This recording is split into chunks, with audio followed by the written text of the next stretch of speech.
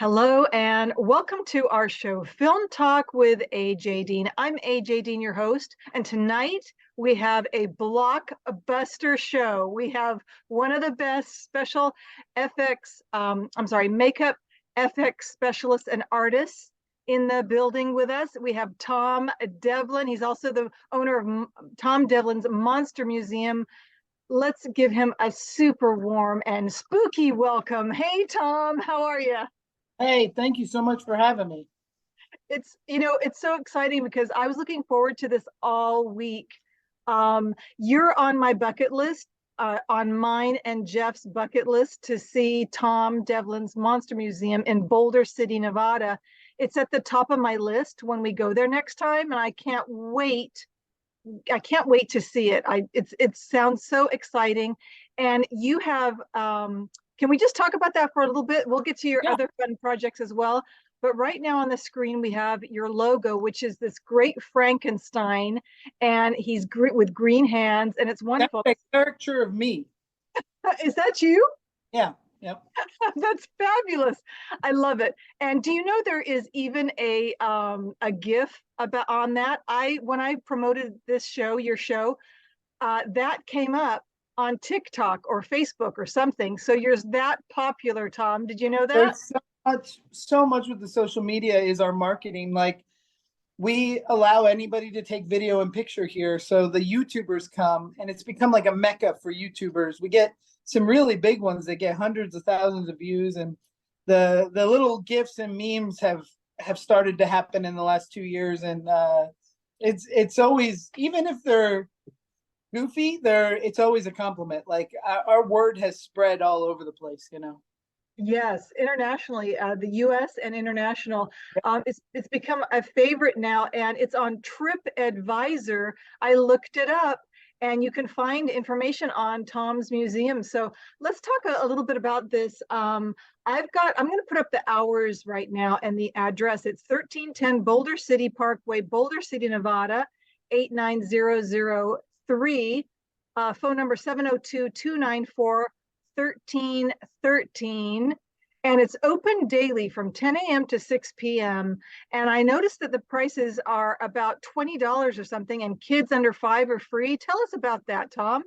Yeah, so it's $20 for adults, and then like I think ages 11 and under are like $10, and then at 5 years old it's free because it really is a museum. It's not a haunted house. So like when you're in there, there's a lot of educational things, and if you're under 5 and you can't read, it's not worth the money. And people always say, "Oh, is it too scary?" We get little kids all the time; they love it, but some kids are scared. I mean, you just have to gauge it by your kids. It's not intended to be a haunted house. It is a educational walk through history, and that's the thing. Like some people scoff at the $20 price, and it's crazy to me because you can't get two number ones at McDonald's across the street for $20. And here, everything within the museum is a one of a kind work of art that I made. They're all custom, completely sculpted, molded, painted by myself, to represent the history of practical effects in film, and to preserve the art and history of what inspired me to do what I do for my career. So anything, it goes from the silent film era all the way up through modern movies. And some of my screen use stuff from my films are in there, but it's not a screen use prop museum. I mean, although my stuff's in there and there's a couple other things that are on loan, mostly it's to educate people in the art and history of practical effects and who made what and what they used and how it was done. Yes, yes. And I have heard rave reviews. In fact, my friend Marcus was there, and he said, he took a photo of him by one of your favorite, I think it was the Scream or something like that, the Scream mask. And Mm-hmm. this really is a tribute. Is it 20 plus years of tribute to cinema and artistic cinema, going way back to even Bela Lugosi in that time with Oh Frankenstein? yeah, before that even, all the way to the silent film era with Lon Chaney Sr. and Nosferatu from 1919. The thing is a lot of people know that Boris Karloff played the Frankenstein monster, but not everybody knows Jack Pierce created the Frankenstein monster, the mummy, the Wolfman. He designed Dracula's makeup. So we're really here to educate people on like the Jack Pierce, Lon Chaney, John Chambers, who created the Planet of the Apes. Like it's, there are stuff people take for granted when they watch movies and they don't understand someone was behind that design that has now become iconic. Like the Frankenstein monster is iconic. And Jack Pierce came up with that out of his brain and used his hands to make it, you know. Amazing, amazing. And I have a picture here of the front of your museum with a beautiful sign that has the Frankenstein on it. And then there's also a car in this photo of, it's like a funeral car, is it? Yeah, Tell me about that. that's the black one. I imagine you see the black one. That's a 73 Pontiac hearse. I also have a purple Lincoln hearse, and I have a 63 Ecto One Ghostbuster Cadillac hearse. I collect hearses. I like funeral coaches. I've owned several, 6 of them, but we have 3 of them here at the museum right now. And do you ride in them, or are they for display only? How do No, people?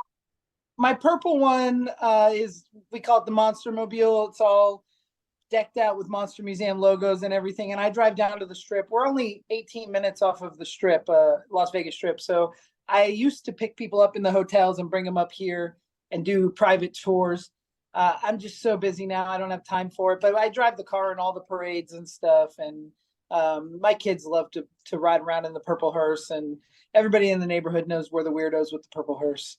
But the black one stays parked, and my Ghostbuster Ecto I'm still working on, but it stays parked too. Wonderful. You know, we love automobiles, and those are classics too. Oh yeah. What fun. And I bet your kids just enjoy it so much because, I mean, I would have loved that as a kid if my dad had hearses and we'd drive around in the parades and whatnot. Just what a fun experience, you know. You know what? They don't know any different, so they kind of take some of it for granted. Like my daughter, she loves like the Jason Voorhees and the all the characters. She hasn't seen all the movies, but she loves like drawing them and she loves the characters. But she knows so many of them because of my line of work. Like the fact that my kids call Butch Patrick their uncle. Like, oh, we'll see Uncle Butch. I mean, that's crazy for me to think about because I was such a fan. My daughter's name is Lily after Lily Munster. And my effects company is 1313 Effects from 1313 Mockingbird Lane. I'm a huge Munsters fan. And they're growing up with that in their life. It's not weird or special. I mean, it's special, but not to the extent that they realize. I did see my daughter. We do conventions a lot. And we were in Phoenix last couple weeks ago, 3 weeks ago. And my daughter's a big fan of the movie Megan. There's a PG-13 version of Megan, so she's seen it.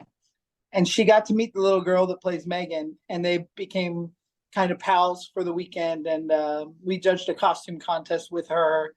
And that was the first time I saw my daughter realize, like, that's the girl from TV. Like, that's where we know her now, and it's still not that odd for her because of the life she's grown up in and the amount of celebrities that come in and out of her life. But that one was the first one that she was really a fan of first. Yes, yes. I think that's so wonderful that she's having those experiences. And speaking of Butch Patrick, I want to give a special shout out and hello and thank you to Butch Patrick. He is famous for playing Eddie Munster on The Munsters, our favorite TV show of all time, #1. And that is how we met, isn't it, Tom? Through Yeah, Butch Patrick. we met through Butch, and he's a wonderful guy. And I met him. He randomly came to the Monster Museum, called up the Monster Museum, wanted to do a signing here once.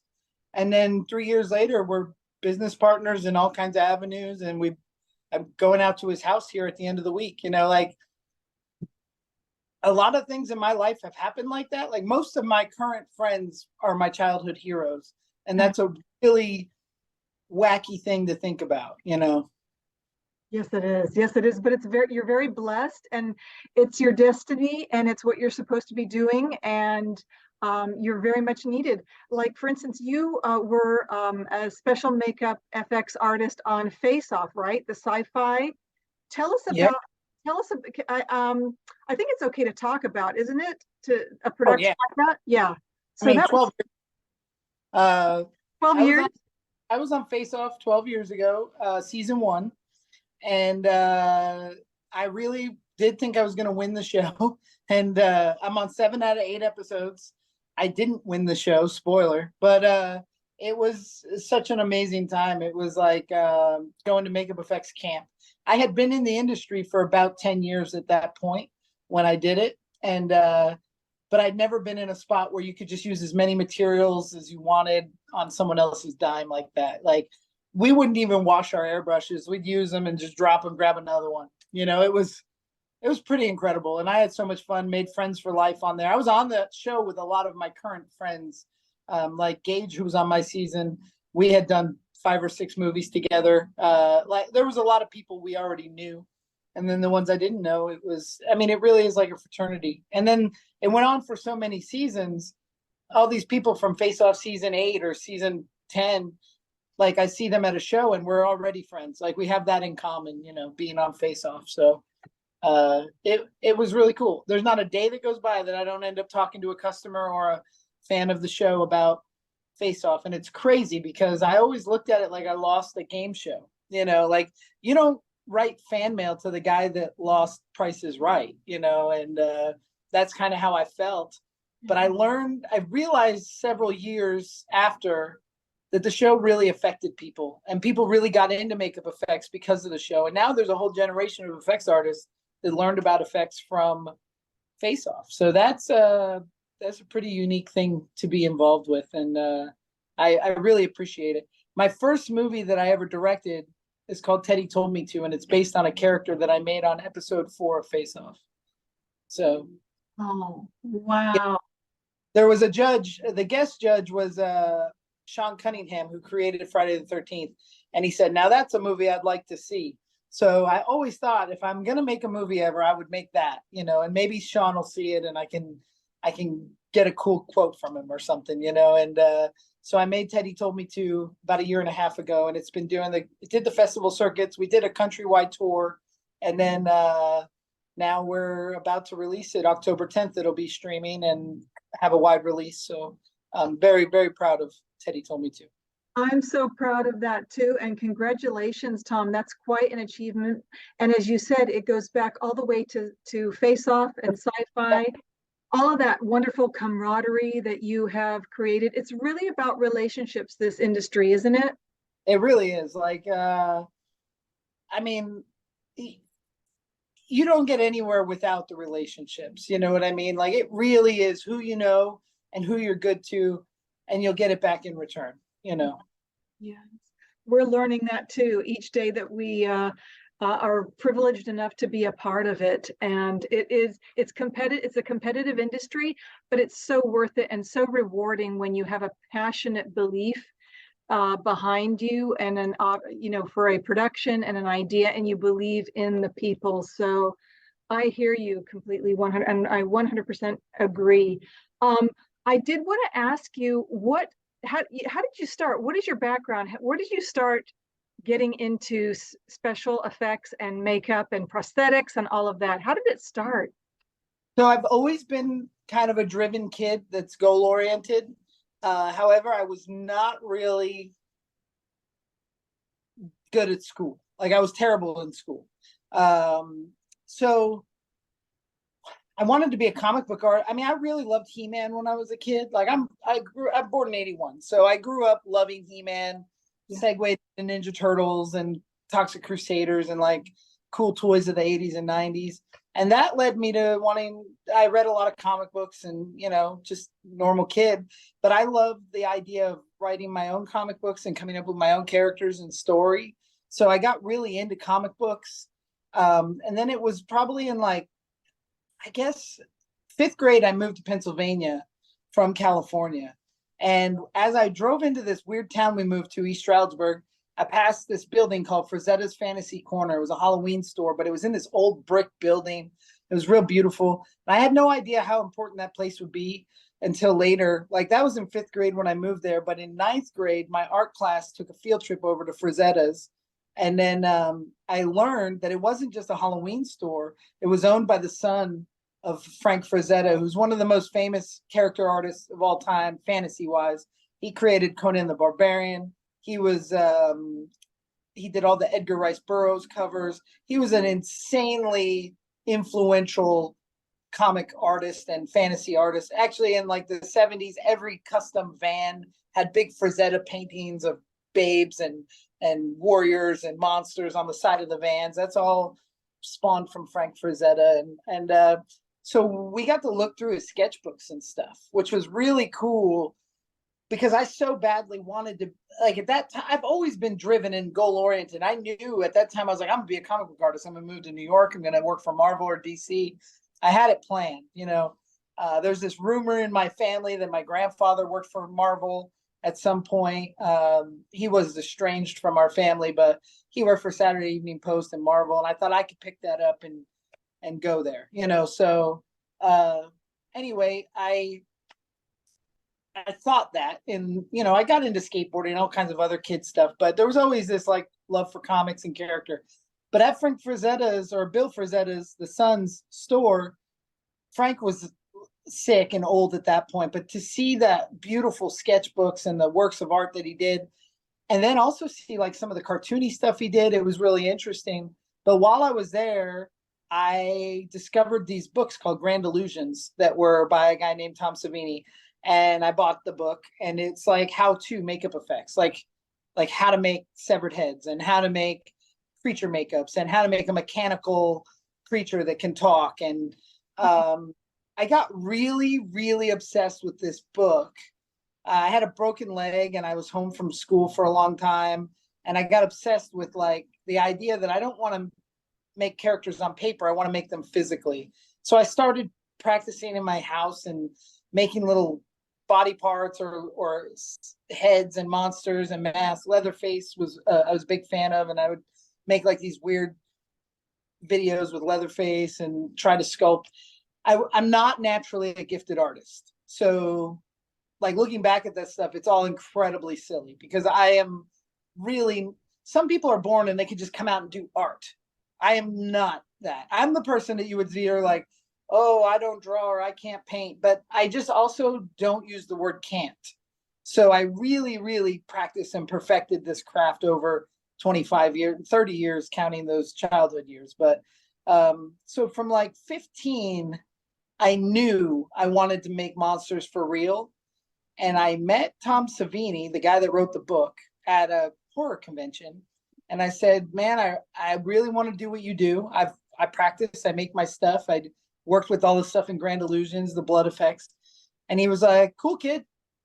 You ain't going to do it here in Pennsylvania. Like, you need to move you got to move to Hollywood. And when you go to Hollywood, seek out this place and blah, blah, blah, blah, blah.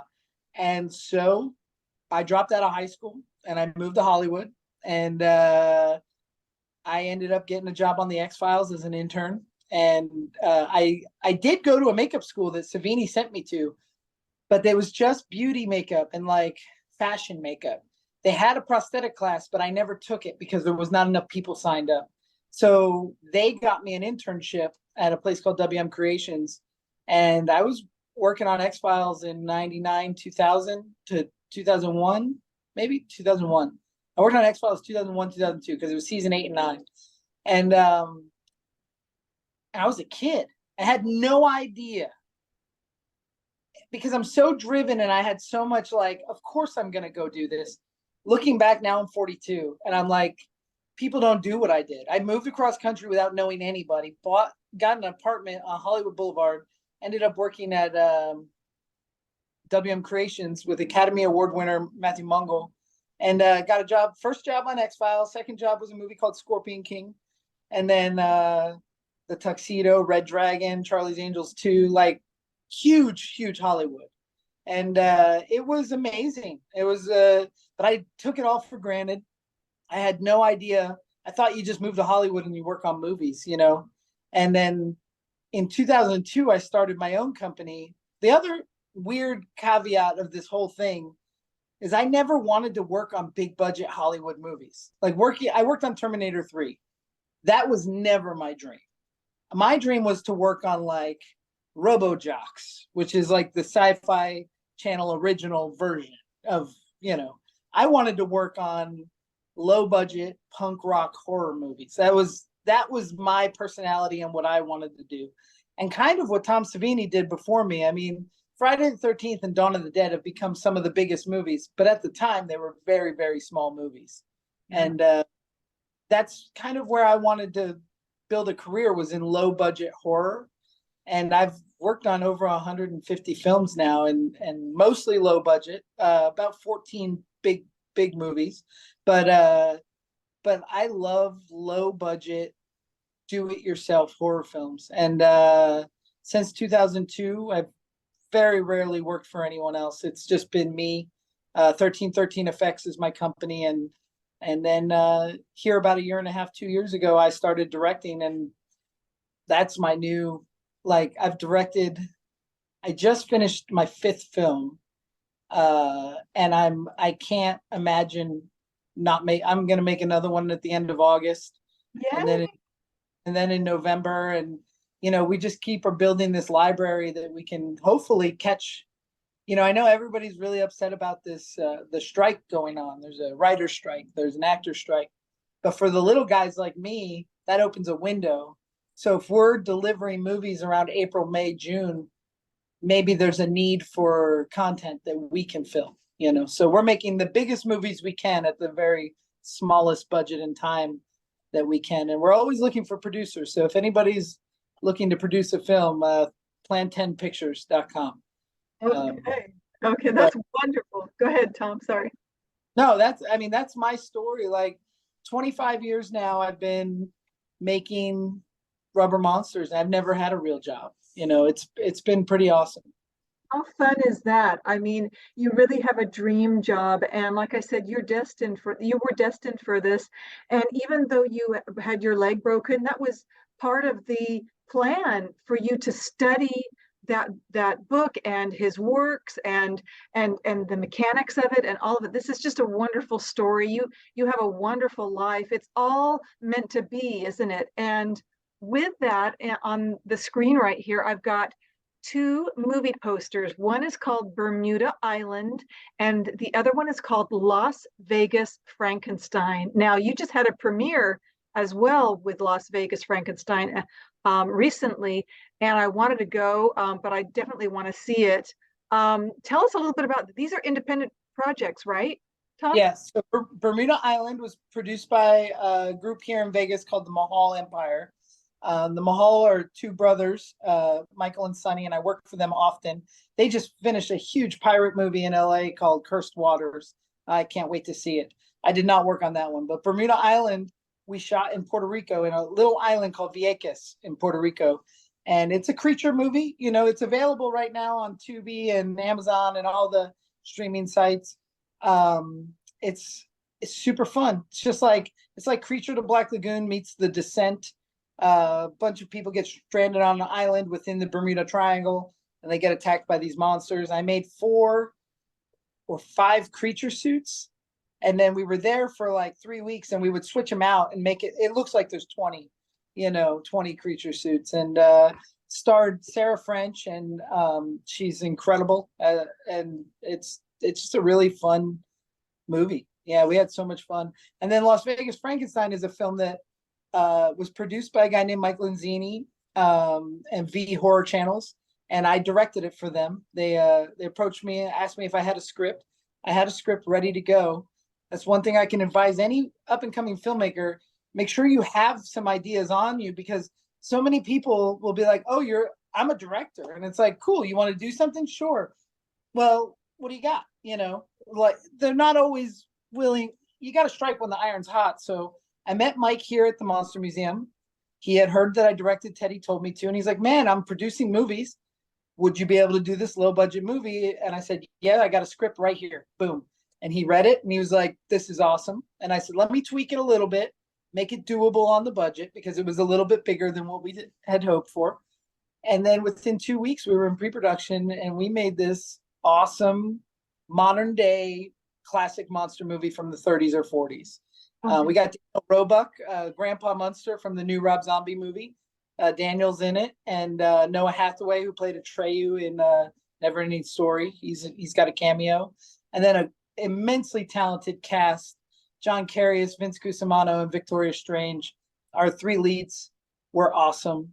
We got Eileen Dietz from The Exorcist is in it, as well as Caleb Emerson, who's a director, editor himself, and a fantastic actor from Poultrygeist and Toxic Avenger 4. So the cast was amazing. And the sets I have like I call it the bullshit backlot. I have like a warehouse and a backyard that I build all my own sets in. And it's not hardly a sound stage. It's a shed, but we've made 4 films in that shed. So it's working, and all of Las Vegas Frankenstein pretty much is shot in there and across the street at the Elks Lodge. So it's just 2 locations, and it is a super fun romp if you're into like classic monster movies, but we tried to update it to the Las Vegas flavor a little bit.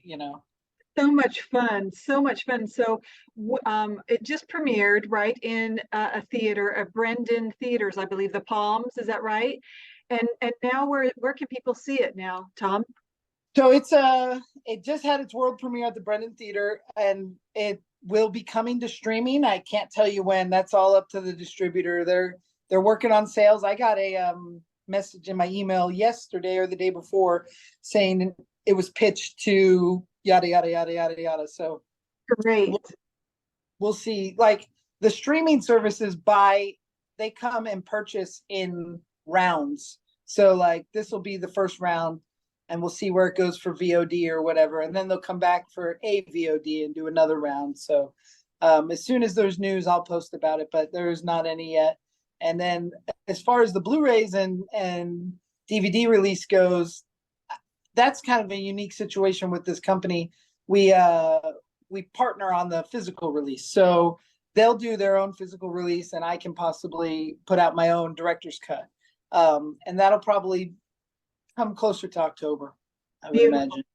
Beautiful. I'm so looking forward to it, and I'm so super excited about it. And I encourage everybody to watch Bermuda Island on Tubi, and then also keep your eyes open for Las Vegas Frankenstein. These are the type of movies that I absolutely love. These are the ones that are my favorites because I'm very much like you and Butch. I love the classic Hollywood horror stories and the black and white and the Draculas and the vampires and of course the monsters and Bela Lugosi and all of that. Lon Chaney. I mean, just incredible. These were the masterminds, weren't they, Tom? Yeah, I really love the theatrical element of 30s and 40s cinema.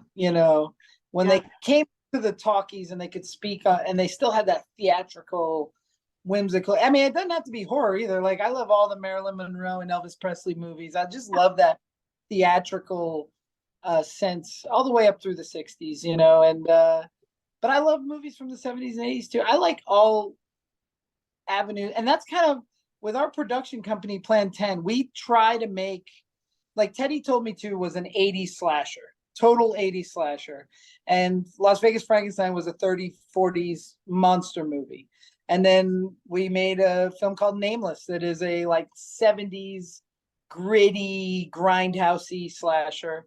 And then we just made a movie called The After Dark that is like a 90s vampire flick. So we tried to use all the different genres, and I can't wait to make like a 60s sci-fi, it came from another world type movie, because I love flashy spacesuits and I love all that stuff. So I just like movies.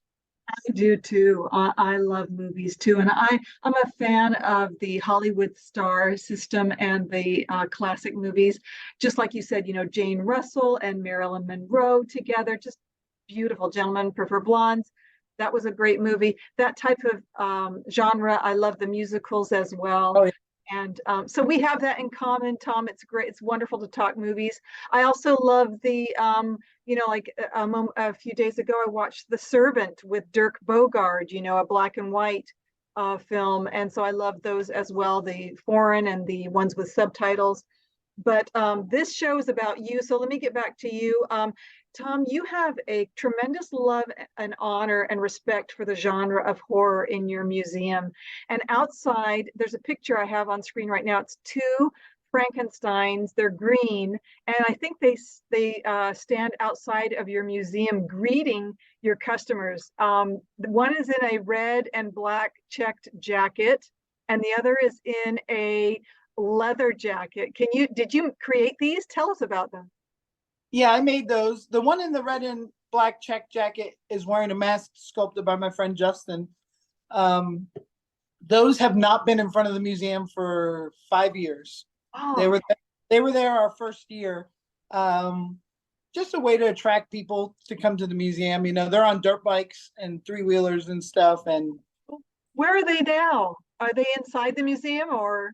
no, they've been repurposed for other things, I'm Oh, sure. okay. Well, you Oh, may find them. Here's another picture on screen. It's of a classic Frankenstein dressed in all black, and he's by a British, English, European black lamp stand, a lamp fixture on the wall. And then we also have, I believe, it looks like a wolf man in a purple shirt. So this is so great. I love the color scheme too. You've got green walls painted and this dark, beautiful purple that also matches the shirt. And is there mirrors in there? Tell us about this part of your so museum. that's also very early in the days of the museum. All the green and purple is gone. It's all castle walls now. But Ah, uh, but the Wolfman and that Frankenstein figure both live in the museum still. okay. And there are two of the earliest characters I put in here because it starts with the past, you know. Yeah, yeah, and I love that. I love that. So this is a great historical and educational museum, and it's really a treat to have you operating it. Thank you so much for operating it and continuing it. And I know with each year you probably add things to it, so it changes. It's changing all the time. Plus, you also have special events like podcasters and horror themed events. So tell us, is there like a website that people can? It's your website, right? Tom Devlin's monstermuseum.com. Is it? Yeah, you can purchase tickets on monstermuseum.com. But for any info and upcoming events, Instagram is the best spot because we post everything on Instagram and Facebook. What's coming up and what we have a email list that we send out newsletters every month, and it is always changing and multiple times a year. Like I try to change it every year right before Valentine's Day. We do a big Valentine's prom. And then I try to change a lot right before July 1st because we have an anniversary party on between the 1st and the 10th every year. So we're always changing and adapting. In October, we turn it into a haunted house after hours. So we close at 6, reopen at 7, and it's a haunt, you know. So I we would want love people that. coming back. So as long as we keep it fresh, they keep coming back. And yeah, Yes, and I'm sorry, Tom, go ahead. no, I mean, it really is just about trying to keep everybody excited about what's going on here. And ooh, I would love that. I would, it sounds so much fun, the events. Now, also, I have a picture on screen. You're wearing a Tom Devlin's Monster Museum t-shirt. It's really cool. I want to order one. I'm debating whether to order one online because I checked out your website and it's fabulous. You've got great merchandise on there, stickers, patches, or coffee mugs, hoodies. But I was wondering if I should wait until I come there and buy it, or I could buy it online right now. Couldn't I this right now, Tom? It, you can 100% purchase it online. Some people do just as gifts or because they want it, and then some people buy them in the store. And Yeah. got people that have not been here for several years, but they continue to buy the shirts. So it's a and the shirts change every once in a while too. We just like everything to kind of have a time limit. So Yes. tell when somebody walks in if they have one of our early shirts, and I'm like, aha, you've been around a lot. Uh, Yeah. so we'll just change the fonts every now and then to let people know that we're paying attention to who has what. I Now, do a lot of things all over the country, so it's so cool to see. I can't tell you how many people I'll be in Baltimore and they'll be like, oh, I was at the museum last week, because everybody comes to Vegas at some point. So It's pretty cool. One time we were driving through El Paso, Texas, and there was a big Monster Museum sticker on the back of a guy's car. And I pulled up next to him to wait. You know, I drive a van that's like wrapped in Monster Museum stuff. And it was just this little old guy driving a Subaru, and he didn't look over. And I was like, oh, okay. But it was really cool. Several times we've cited Monster Museum stickers on cars outside of, Las Vegas or LA. Oh, wonderful. And you have a couple different designs on your website. And I'm debating which one I mean, I'm kind of torn because they're so great graphic wise artwork. But I do love the Frankenstein classic one. I may end up purchasing that. I'll have to see. I'll have to see and check it out. So I encourage everybody to go to Tom Devlin's Monster Museum website and check that out as well. And there's times on there, location, there's pictures, more great stuff and more information. I did want to give a shout out to Nancy Devlin. Who is Nancy? Nancy Devlin. Is that your sister? That's my aunt. That's my dad's sister, my aunt Nancy. She's super cool and has always supported me. Her and her husband Tread.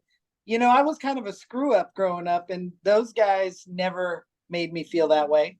They always treated me like I was from the beginning. They were very supportive of everything I was doing, and have always followed my career. And she's very proud of me, and it's always meant something. I have a couple relatives that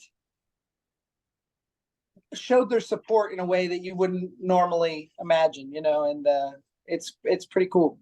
A lot of people, when I tell them what I do, they're like, how did your family take that? And even when I was in high school, when I was telling people I'm going to make monsters for a living, I don't need to be here. It was like, no, you're not going to make monsters. But my family was really like, well, if he wants to make monsters, he'll do what he wants. He's going to do it. And it's true. That's all. I mean, that's really my whole life is making monsters. It's wonderful. And we need them because they're fun and they bring excitement and interest and an incredible story. And so thank you so much, Tom, for that. I'm looking on my notes here. It says, I want to ask you, why did you choose Boulder City? Because it's 30 minutes from the Strip, right? Yeah.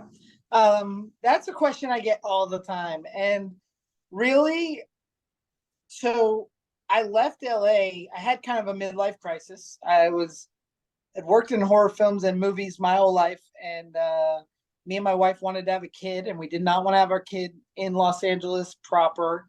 We talked about moving to where my Aunt Nancy lives in Arroyo Grande, California, because it's beautiful. There's just no work there. And I did not want, I watched my dad commute 3 hours a day to New Jersey when I was a kid. And he was just beat. I mean, he drove 6 hours each way, 3 hours there, 3 hours back. So I didn't want to have that life. And so I kind of just gave it up and moved to Florida. And I was going to work at a motorcycle shop for my whole life. And I got a job at a motorcycle shop. I love bikes. And I was cut out for something different. You know what I mean? I knew that wasn't my life or my future. Yeah. So I started looking into teaching possibly. I had taught makeup effects in LA at a school called Cinema Makeup School for 3 years, I think 2 or 3 years. And while I was in Florida, I would fly to Chicago and teach at a place called Makeup First. So I really enjoyed teaching the craft of makeup. And I started applying to all different schools to be a teacher. And then I got this weird random call from a school in Las Vegas that I did not apply to. And they said, hey, do you want to come teach here? And they gave me an offer I could never refuse. And I said, let me just talk to my wife. And I called her, and 15 minutes later, we were moving to Las Vegas. So I never intended on ever living in Las Vegas. I don't drink. I don't party. I don't know how to do the Strip. Like, I go see shows once in a while, but I don't partake in the Strip. So, but getting to Las Vegas, I learned that the Las Vegas Valley is an incredible place to raise a family. So we found Boulder City very early. My kids race BMX bikes, and I do as well. And there's a great track out here.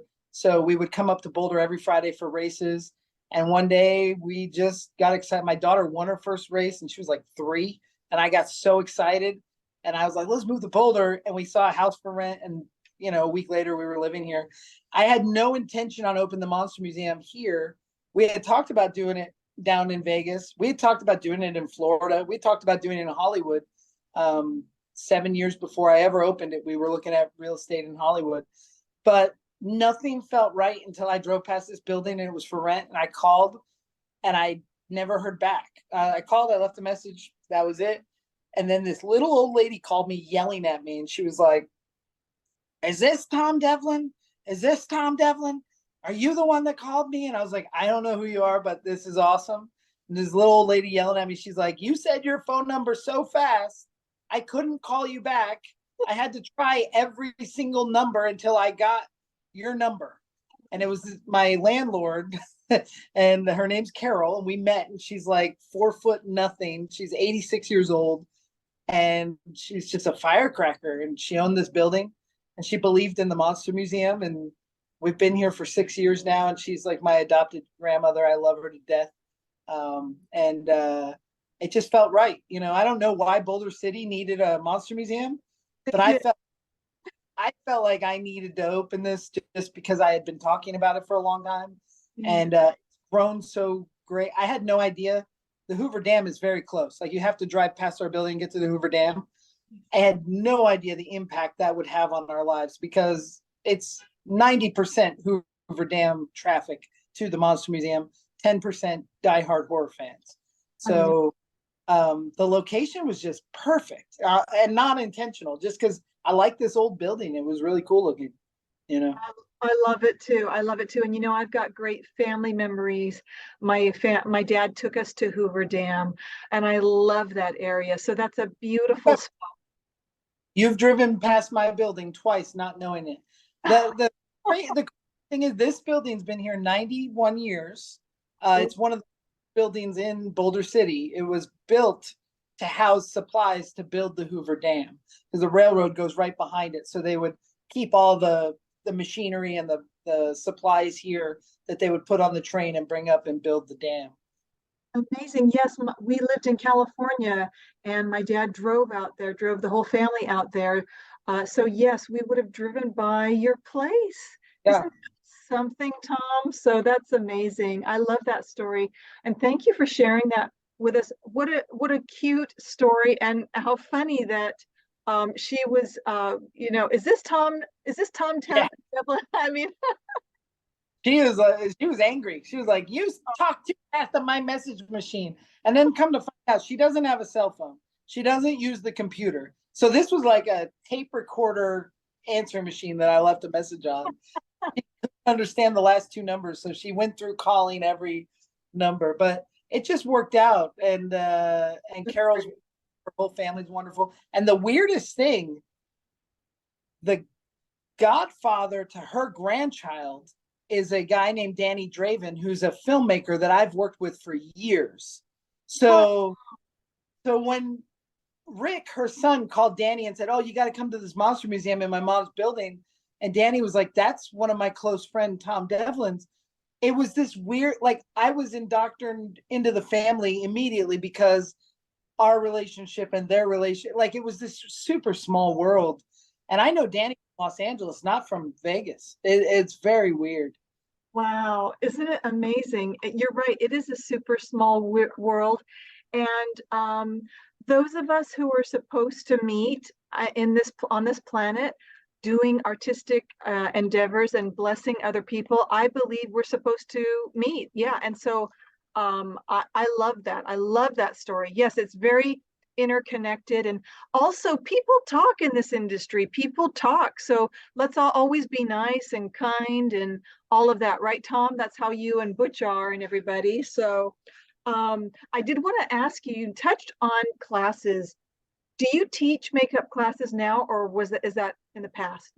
I have on and off my whole career, but in 2020, when the whole COVID thing hit, we built a school and we were teaching classes. As soon as they let us reopen the building, we taught. I was going to build a mega school, was my plan. Like, I wanted to build the best effects school, and we had classes, and it was great, and we were moving forward.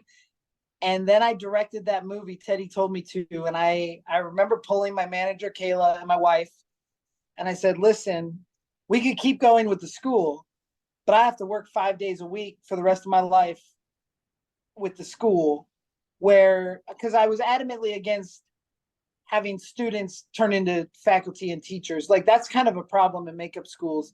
The students end up being teachers, and then the students are paying for an education they're getting from a student essentially with no experience. So some of the schools have that issue, and I didn't want to become that.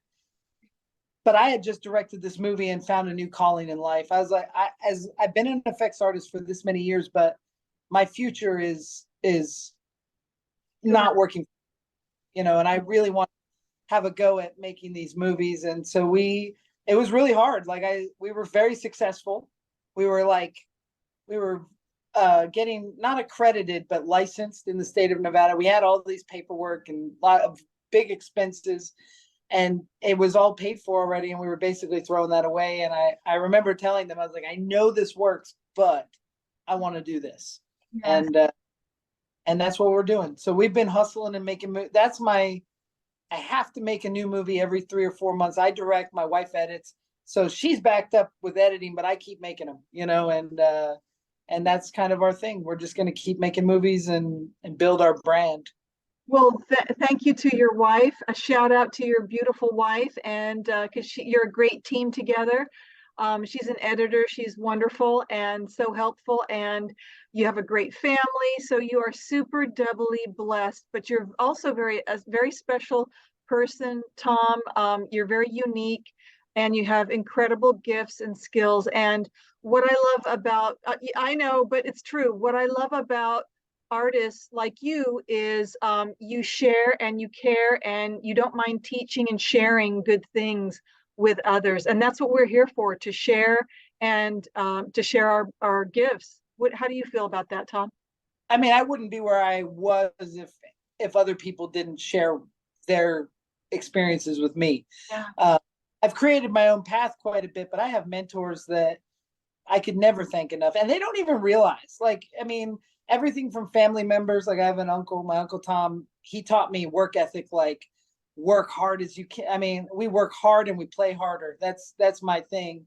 And I learned that as a kid doing tree work with him. And in the effects world, Clinton Wayne, he was a shop supervisor at WM, and he taught me so much. And just the directors I've watched, Charles Band and Lloyd Kaufman and Mike Pfeiffer, these guys that I watched make movies for nothing, what other people couldn't pay for craft services with.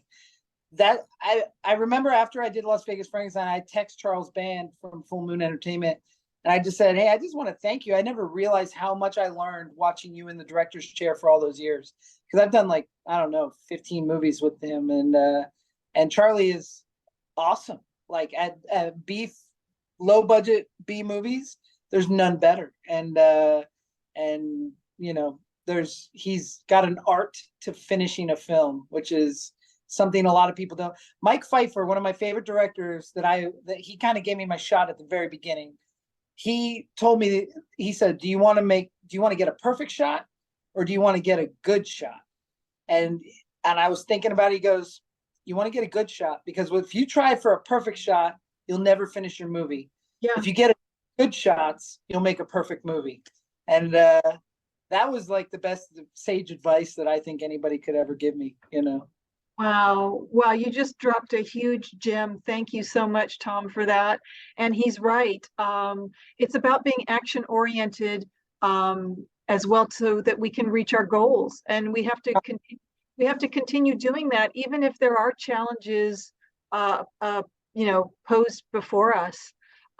Now, I wanted to ask you, before we talk a little bit more about your Monster Museum and the prices and all of that good stuff, I wanted to ask, would it be okay to mention Butch's new attraction coming up? If not, I can cut this out and edit it out. But I wanted to ask you, did you want to talk a little bit about that? Maybe something you can share?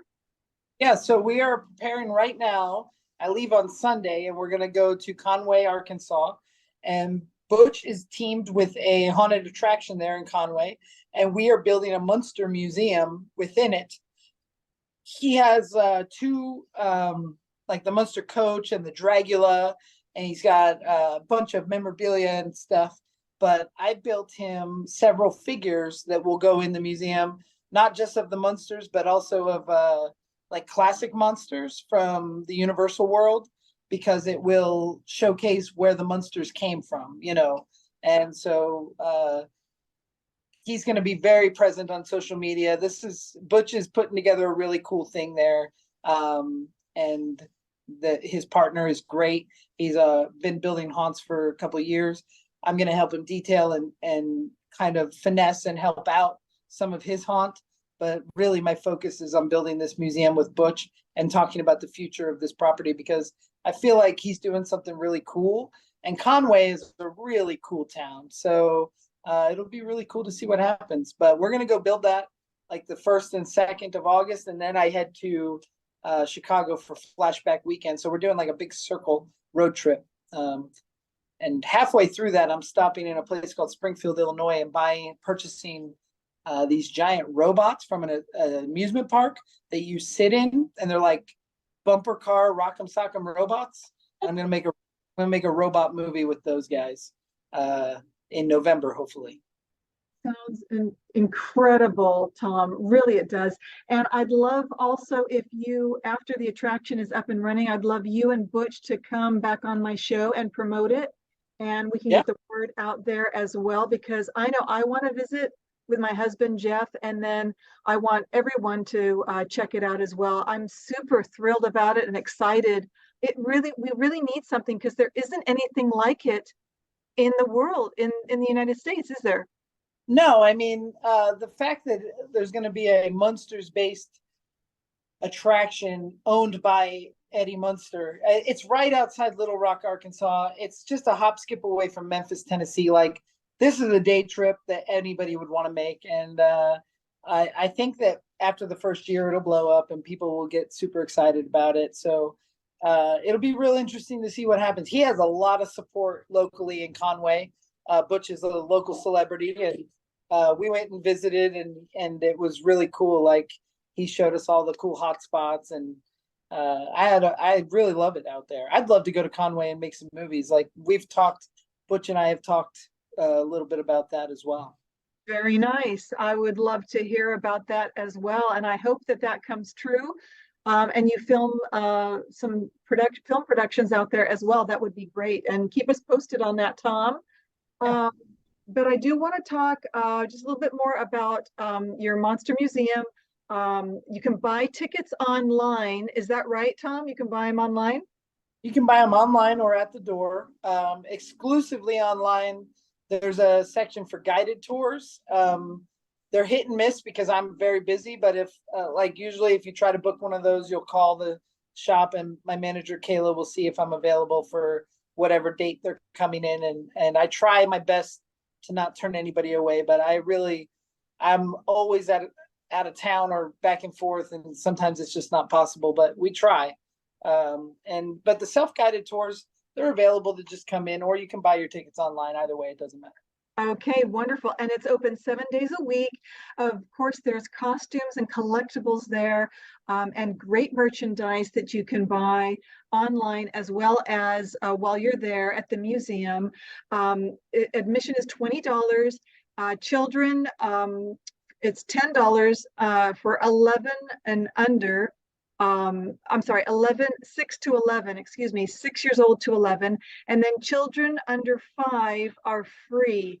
So this is a wonderful, family-friendly, kid-friendly place that you can go and enjoy. I'm so looking forward to it. And so please, I want to encourage everybody to check it out when they're in Las Vegas. It's only 30 minutes from the Strip, downtown Las Vegas. It's a nice drive out there and a beautiful area.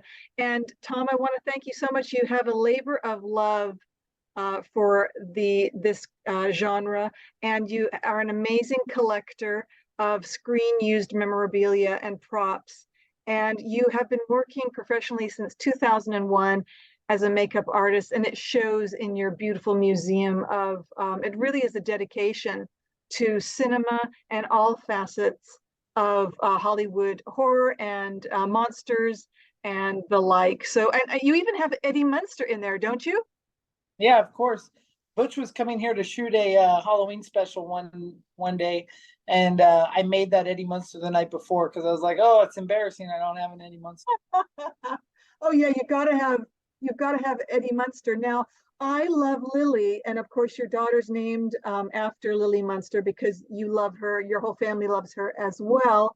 Now, are you going to do a Lily maybe in the future? Would that be? Yeah, I definitely plan on doing Grandpa and Lily, and I have a Herman and an Eddie, but we actually have a really cool. There's a YouTuber named Justin Scard, and he donated us a light that was actually used on the production of the Munsters.